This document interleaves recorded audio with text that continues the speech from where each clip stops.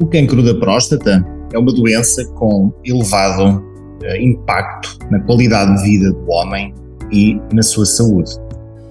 Neste contexto, o PSA, o antigénio específico da próstata, assume uma particular importância no diagnóstico e no rastreio desta mesma doença.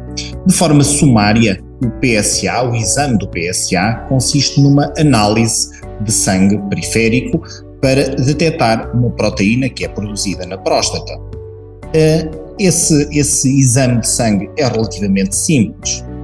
Os valores elevados indicam a suspeita de um carcinoma da próstata. Contudo, valores elevados podem também estar presentes em patologias benignas, como a hiperplasia ou uma inflamação prostática. Daí que possa haver alguma dificuldade na interpretação deste resultado e na preocupação do doente com esse mesmo resultado.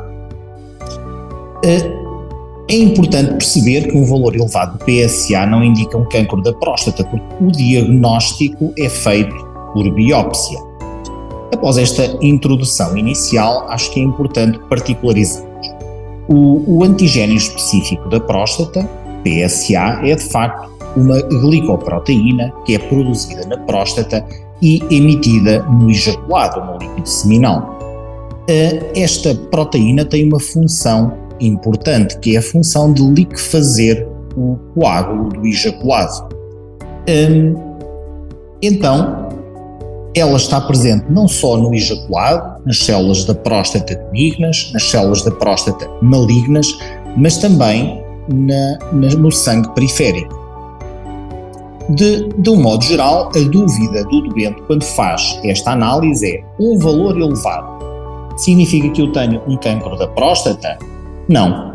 Como já dissemos na nossa introdução inicial, existem uma série de condições que podem levar a uma elevação deste PSA, como a hiperplasia benigna, uma prostatite, uma infecção urinária, atividades que levam a traumatismo da zona perineal, como andar de bicicleta, remo, andar a cavalo.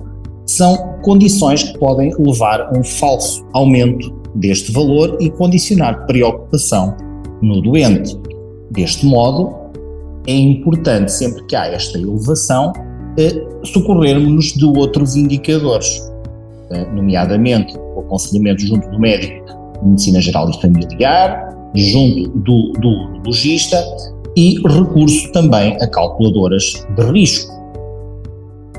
Por isso, quando o doente vai fazer a colheita de PSA, para evitar estas preocupações, é importante obedecer a alguns critérios, nomeadamente não ter relações sexuais nos 2-3 dias antes da colheita, evitar exercícios em que haja impacto ou traumatismo da região perineal, como andar de bicicleta, andar a cavalo, remo. Se houver, por exemplo, uma infecção urinária, se tiver sido submetido a uma endoscopia ou uma cirurgia prostática, deve adiar a realização do exame para que ele não venha falsamente elevado. O PSA, de forma isolada, elevado, pode induzir dúvida diagnóstica. Como tal, socorremos de algumas calculadoras de risco, mas também de alguns aspectos da sua avaliação. O mais importante é o PSA densidade, ou seja, a quantidade de PSA que é produzido por centímetro cúbico de próstata, sendo que uma densidade elevada, superior a 0,1, 0,15, é suspeita de carcinoma. Isto é, uma próstata de 20 centímetros cúbicos com PSA superior a 2, ou uma próstata de 30 centímetros cúbicos com PSA superior a 3, esse valor de PSA é suspeito de carcinoma da próstata. Também, quando o doente recebe a sua análise, por vezes tem lá um parâmetro incluído, que é a relação entre o PSA total e o PSA livre, sendo que uma relação inferior a 15% é suspeita de carcinoma da próstata. Isto porque o PSA em circulação pode circular ligado às proteínas plasmáticas, PSA complexado, ou livre, sendo que esta fração livre baixa é sugestiva então de carcinoma da próstata. Outros aspectos, como o PSA idade, são importantes. Por exemplo, até aos 50 anos, nós esperamos ter um PSA inferior a 1. Até aos 60 anos, esse PSA também deve ser inferior a 2. Em idades mais avançadas, sempre que o PSA for superior a 3, ele é suspeito e deve merecer, por parte do médico de medicina geral e familiar ou do urologista, uma investigação adicional. Contudo, além do PSA, o diagnóstico baseia-se noutros elementos, nomeadamente o toque retal, que deve ser realizado no exame objetivo e permitirá identificar a presença de nódulos que podem ser suspeitos. Então, temos o PSA, temos o toque retal. Em que pessoas, em que homens é que devem ser feitos estes exames? Ora, o conceito de rastreio do cancro da próstata tem sido um assunto controverso ao longo das últimas décadas. Tem-se então, os dados mais recentes apontam que o rastreio de base populacional deve ser efetuado em populações de risco, isto é, nos doentes com mais de 50 anos, nos doentes em que há história familiar de cancro da próstata a partir dos 45 anos, devem fazer o exame, naqueles doentes com familiares de origem africana, ou seja, com indivíduos de raça negra a partir dos 45 anos, e também aqueles doentes com presença conhecida de mutação do gene BRCA2 a partir dos 45 anos. Estes doentes devem fazer o teste de PSA. Até quando é que este teste de PSA deve ser feito? Deve ser feito até que o doente tenha uma esperança de vida superior a 15 anos. Naquelas pessoas em que a esperança de vida por outras doenças, por outras comorbilidades, seja inferior a 15 anos, não devem fazer o teste de PSA. Então, começando naquela idade e terminando até aos 15 anos, qual é a periodicidade em que o teste de PSA deve ser feito? Ora, deve ser feito de 2 em 2 anos nos doentes de risco, em que tenham um PSA, por exemplo, aos 40 inferior a 1 e aos 60 inferior a 2, mas também nos doentes de baixo risco, que mantenham o PSA nesta ordem de grandeza àquelas idades, pode ser espaçado de 8 anos. Nos doentes com risco acrescido e que o PSA é superior a estes valores, pode ser feito o doseamento anualmente ou semestralmente, de acordo com a indicação do médico. Então, além do PSA e do toque retal, existem outros dados que nos devem levar à realização ao esclarecimento da necessidade de realizar uma biópsia.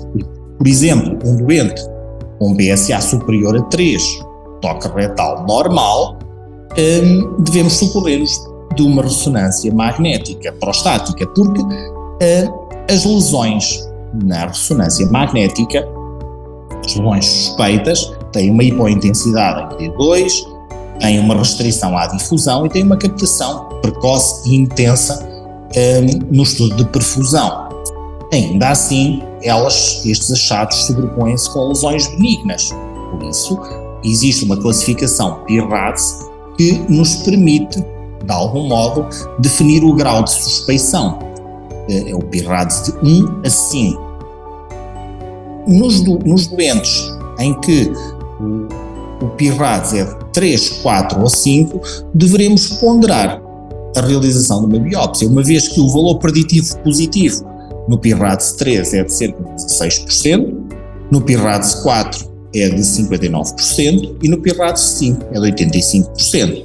Ou seja, 4 e 5 deve fazer-se biópsia, PIRADS 3 deverá ponderar-se com o doente. Então, coloca-se também aqui a questão, a ecografia prostática. Porque a ressonância e não a ecografia prostática? De facto, a ecografia prostática, como classicamente a conhecemos, tem uma baixa sensibilidade e especificidade no diagnóstico de cancro da próstata, a propósito dos nódulos hipoecogénicos periféricos. Contudo, têm existido alguns avanços a nível ecográfico, nomeadamente o microdoppler nomeadamente a elastografia e também o uso de contraste, que torna a ecografia também uma avaliação multiparamétrica.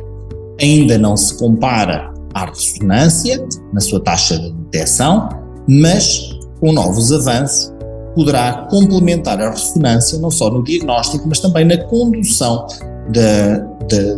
das biópsias. Assim sendo, o PSA é hoje em dia um marcador importante no rastreio, no diagnóstico, no seguimento do cancro da próstata. Deve ser feito em populações de risco, bem informadas, até que a sua esperança de vida seja superior a 15 anos. Contudo, a sua avaliação isolada não permite o diagnóstico. O diagnóstico é obtido por biópsia.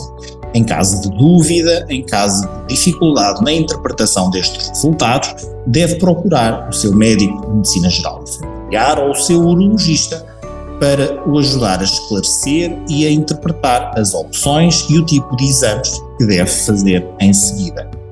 Obrigado.